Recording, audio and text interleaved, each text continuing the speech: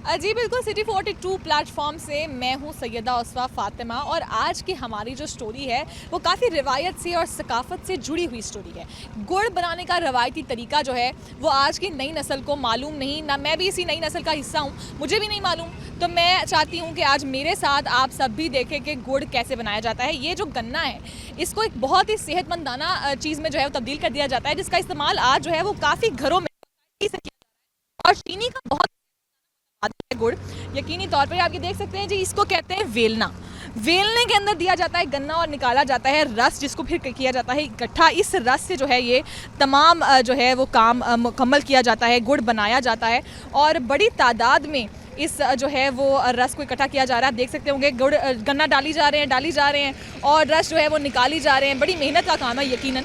अब जो ये स्टेप है, ये जो तमाम जो जूस रस इकट्ठा कर लिया गया है, इसको फिर डाल दिया जाता है जी इस बड़े कढ़ाहे में। ये कढ़ाहा जो है ये देखने में आपको शायद लगे कि बड़ा गंदा है, क्योंकि इसमें अभी इस वक्त जो है वो काफ़ी गंदगी आपको दिख रही होगी। ये इसीलिए यहाँ पे डाला जाता है कि जो भी छान के गंदगी हो, गलाजत हो, इस रस के अंदर वो निकाल ली जाए। आप देख सकते होंगे इस वक्त बहुत ही गंदी सूरत हाल में मौजूद है। इसको पकाया जाता है, ज़रा कुछ देर उबाला जाता है, कुछ गंदगी को कम किया जाता है, फिर इस रस को जो है वो इस बड़े कढ़ाहे में तब्दील कर दिया जाता है, डाल दिया जाता है, जो बेसिकली गुड़ बनाने वाला कढ़ाहा है। इसके अंदर जो है वो जो रस तैयार किया जा रहा है, इसकी कंसिस्टेंसी गाढ़ी करी जाती है, बहुत ज़्यादा जो है इसको पकाया जाता है, इसमें बार बार चम्मच मारे जाते हैं। बहुत मेहनत का काम है, यकीनन घंटे जो हैं वो इसमें लग जाते हैं। और फिर उसके बाद जो है एक सर्टन कंसिस्टेंसी में जब ये आ जाता है जूस, जो ये रस है, जब ये सर्टन कंसिस्टेंसी में आ जाता है, फिर इसको जो है वो इस सांचे में डाल दिया जाता है। इस सांचे में डालने के बाद इसको कुछ देर के लिए सुखाया जाता है और फिर इसको जो है ये गुड़, जो कि एक शाहकार है यकीनन हमारी रिवायत का भी और सकाफ़त का भी, उसमें जो है वो तब्दील कर दिया जाता है। ये गुड़ की ख़रीदारी जो है वो आजकल काफ़ी ज़्यादा बढ़ती नज़र आ रही है, क्योंकि लोग जो है वो आहिस्ता आहिस्ता काफ़ी हेल्थ कॉन्शियस होते जा रहे हैं। पहले दौर में जो था वो गुड़ बहुत इस्तेमाल किया जाता था, इसकी बहुत ही एक बड़ी तिब्बी अहमियत है। हमारी बड़ी जो नानी दादी हुआ करती थी वो भी जो है वो इसका मेडिसिनल वैल्यू इसकी बहुत ज़्यादा जो है वो उसको कंसिडर किया करती थी। साथ ही साथ जो है वो यहाँ पर शक्कर भी बनाई जाती है। शक्कर का इस्तेमाल जो है वो घर घर में आजकल जो है वो आम है। चीनी ख़त्म होती जा रही है, जो कि एक बहुत बड़ा तबादल है।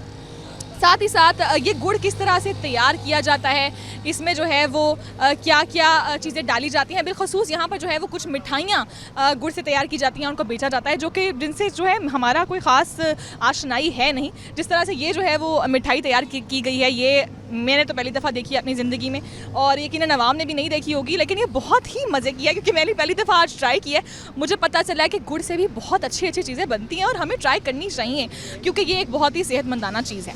मेरे साथ जी इस तमाम सूरत हाल के जो मालिक हैं, जो ये तमाम सूरत हाल चला रहे हैं, जिनको पता है कि कैसे बनाया जाता है, इसके क्या फ़वाइद हैं, मौजूद हैं। सर मुझे बताएं कि गुड़ इतनी बड़ी तादाद में आप बनाते हैं, इसके क्या मेडिसिनल वैल्यू है, क्या लोग ख़रीदारी किस हद तक करते हैं, आपको किस हद तक फ़ायदा देता है यहाँ पे जो है इसको फ़रोख्त कर? ये फ़ायदा जितनी मेहनत करेंगे उतना ही फ़ायदा होगा। तो बकाया ये है कि ये देसी काम है, चीनी वाला ये वो शुगर है नीरी, वो केमिकल है, ये केमिकल से अच्छा मुझे ये बताएं कि यहाँ पर इतनी आवाम है, ठीक है, इतनी ज़्यादा आवाम है जो ये गुड़ ख़रीदने के लिए आती है।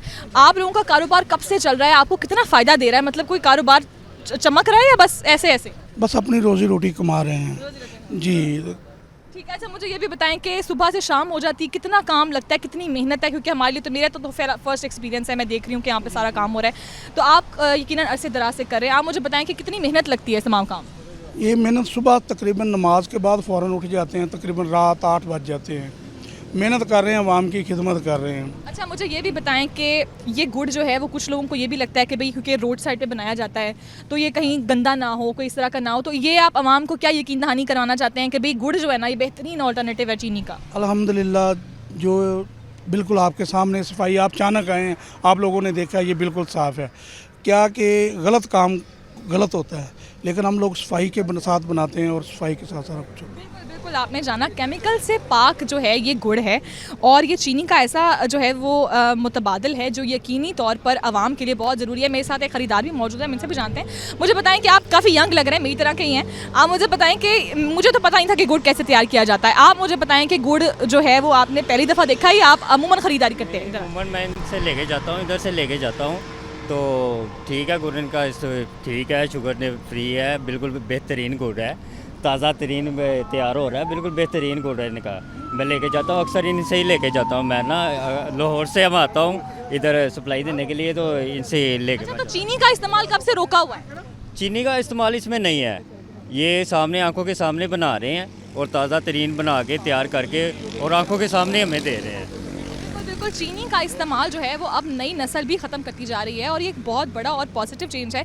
यकीनी तौर पर आज मैंने भी आपको दिखाया है कि जो इस तरह का जो ये गुड़ है ये कैसा तैयार किया जाता है और खूबसूरत जो है वो एक शाहकार है हमारी रिवायत का। इसको यकीनी तौर पर हमें अपने घरों में भी जो है वो इस्तेमाल करना चाहिए। चाय में इस्तेमाल होता है और बहुत ही लजीज लगता है। अदरक वाली गुड़ वाली चाय जो है वो यकीनी बहुत मज़े की चाय होती है। आजकल तो चीनी वाली चीज़ें ख़त्म होती जा रही हैं और ये बहुत ही एक अच्छी चीज़ है।